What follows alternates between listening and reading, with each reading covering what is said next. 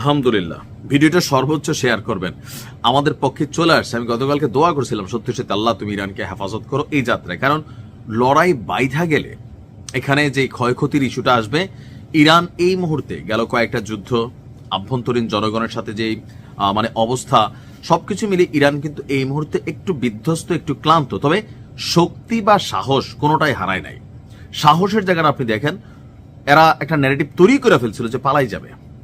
প্রধান যিনি আছেন নেতা, সর্বোচ্চ নেতা, পরিবারের 20 জন সদস্য, আবার বিভিন্ন দেশ তারা প্রচার করলো যে ইরানের অনেক সামরিক অফিসাররা পাসপোর্ট চাচ্ছে, সে দেশে ঢুকতে চাচ্ছে। এগুলোর মধ্যে আমার কাছে একটা আশঙ্কা হয়েছিল যে মস্কো হয়তো চলেও যেতে পারে, কিন্তু পরিস্থিতি কন্ট্রোলে নিয়েছে ইরান। এখন আসুন মজার কথা, ইরানকে যুক্তরাষ্ট্রের প্রেসিডেন্ট ট্রাম্প বার্তা পাঠিয়েছে। কোথায় গেছে? থাকে না যে যত গর্জে তত বর্ষে না। কারণ ট্রাম্পের এই সামরিক হস্তক্ষেপ সারা পৃথিবীতে আমেরিকা বিরোধী আরেকটা বলয় তৈরি করবে, যা মার্কিন যুক্তরাষ্ট্রের জন্য সারা দিক থেকেই আসলে ক্ষতিকর। তো ইরানকে সরাসরি বার্তা পাঠিয়ে ট্রাম্প বলছে তিনি তেহরানে অভিযান চালাতে চান না। মাশাআল্লাহ, শেয়ার করেন কেন চান না, সেটা নিয়ে আরেকটা ভিডিও বলবো। ইরান আসলে তলে তলে কি ঘটনা ঘটাইছিল, যেটাতে ট্রাম্প ডরাইছিল, সেটা পরের ভিডিওতে জানাচ্ছি। বাট এখন আসেন যে কেন চাচ্ছেন না। একই সঙ্গে আঞ্চলিক উত্তেজনার মধ্যে ইরানকে সংযম দেখানোরও আহ্বান জানিয়েছেন। আর এই তথ্য সামনে এসেছে পাকিস্তানে নিযুক্ত ইরানি রাষ্ট্রদূতের বক্তব্যে। চলমান উত্তেজনা নিরসনে কূটনৈতিক উদ্যোগ এবং সংলাপের উপর জোর দেওয়ার আহ্বান জানিয়েছে মার্কিন যুক্তরাষ্ট্র, পাশাপাশি আরব শক্তিগুলো। সংবাদ মাধ্যম আল জাজিরা বলছে যে প্রেসিডেন্ট ডোনাল্ড ট্রাম্প ইরানকে স্পষ্ট জানিয়ে দিয়েছেন তিনি এই দেশটির উপর হামলা চালানোর কোনো পরিকল্পনাও করছেন না। তবে আমার না বিশ্বাস হচ্ছে না। থাকে না যে হঠাৎ করে এত ভালো, যে মুসলিম ভাইয়ের বউ আর কি, এত ভালো না, ভেজাল আছে।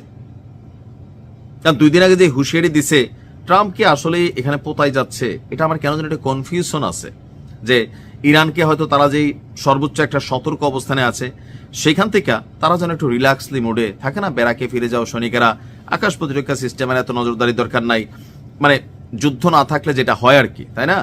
তো ওইরকম পরিস্থিতি তৈরি হলে টুস করে ঘটনা করে দিবে। এদের তো কারোর কাছে জবাবদিহিতা নাই, এদেরকে তো কেউ আর স্যাংশন দিবে না, এদের সাথে সম্পর্ক কাট আপ করবে না, এরা যা বলবে বিশ্ব মিডিয়া তাই দেখাবে। সো এইটা একটা প্ল্যান বি হইতে পারে। বাট রাইট নাও আলোচনাটা হচ্ছে যে ট্রাম্প বলছে যে কোনো পরিকল্পনা নাকি নাই। একই সঙ্গে যে ইরানের যে জনগণ আছে, এই জনগণের সাথে এবং মধ্যপ্রাচ্যের যে সামরিক ঘাঁটিগুলো আছে, এগুলোর ব্যাপারেও ইরানকে সংযম দেখানোর আহ্বান জানিয়েছে। বলা হচ্ছে যে বুধবার পাকিস্তান সময় রাত 1টার দিকে পাকিস্তানে নিযুক্ত ইরানি রাষ্ট্রদূত বলেছেন যে ট্রাম্প যুদ্ধ চান না।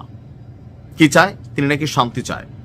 ইরান যেন এই অঞ্চলে যুক্তরাষ্ট্রের স্বার্থে কোনো ধরনের হামলা না চালায়, এই অনুরোধও তিনি করেছেন। তার বক্তব্য, ইরানের জনগণের শান্তিপূর্ণ প্রতিবাদের অধিকার রয়েছে। এটা আমরা সবসময় বলি, জনগণ কথা বলবে, বাক স্বাধীনতা থাকতে হবে, প্রতিবাদ করার স্বাধীনতা থাকতে হবে, কিন্তু তার মানে এই না রাষ্ট্রের বিরুদ্ধে বিদেশিদের মদদে ষড়যন্ত্রে পা দিতে হবে। রাজা পেহেলভি কি ঘোষণা দিয়েছে দেখছেন তো? ক্ষমতায় গেলেই প্রথম সে যে কাজটা করবে সেটা হচ্ছে ইসরায়েলকে সে কি বলা হয় যে স্বীকৃতি দিবে। তো এটা কাদের এজেন্ডা আপনি আর বুঝতে বাকি আছে? এই রাজা পেহেলভি ইরান থেকে সাবেক ক্ষমতাচ্যুত যে রাজা ছিলেন তারই ছেলে, বয়স কিন্তু প্রায় 75+। সে বলতেছে আমি যদি ইরানের ক্ষমতায় আসি ভাইয়া, প্রথমে এসে ইসরায়েলকে স্বীকৃতি দিয়ে দিব। তো ইসরায়েলও খুশি। বিষয়টা বুঝতে পারছি।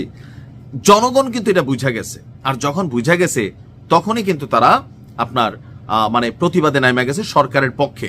প্রথমে বিপক্ষে ছিল, কারণ তাদের দাবি ছিল অর্থনৈতিক ইস্যু, এটা নিয়ে সরকার কথা বলুক, একটা সিস্টেম ইমপ্লিমেন্ট করুক। তো যখন সরকার ঘোষণা দিয়েছে যে ওকে আমরা জনগণের সাথে বলবো, আপনাদের কথা শুনবো, অর্থনৈতিক সংস্কার করব, এইটা যাদের মূল এজেন্ডা ছিল তারা চলে গেছে। বাকি রয়েছে কারা? যারা পশ্চিমাদের এজেন্ট। আর সেই জায়গায় ইরান কঠিন কয়েকটা অভিযান চালাইছে, পরিস্থিতি কিন্তু নিয়ন্ত্রণে নিয়ে নিছে। তো সবকিছু মিলে আমার ধারণা যে ট্রাম্প প্ল্যান বি করতেছে, অথবা অন্য একটা কারণ, ওই কারণটা পরবর্তী ভিডিওতে দেখবেন। আমার ধারণা ওই কারণটা অথবা এটার সাথে আরেকটা কারণ আছে, বিশ্লেষণ করলেই বুঝতে পারবেন। তো আপাতত স্বস্তির সংবাদ, ভালো থাকুন।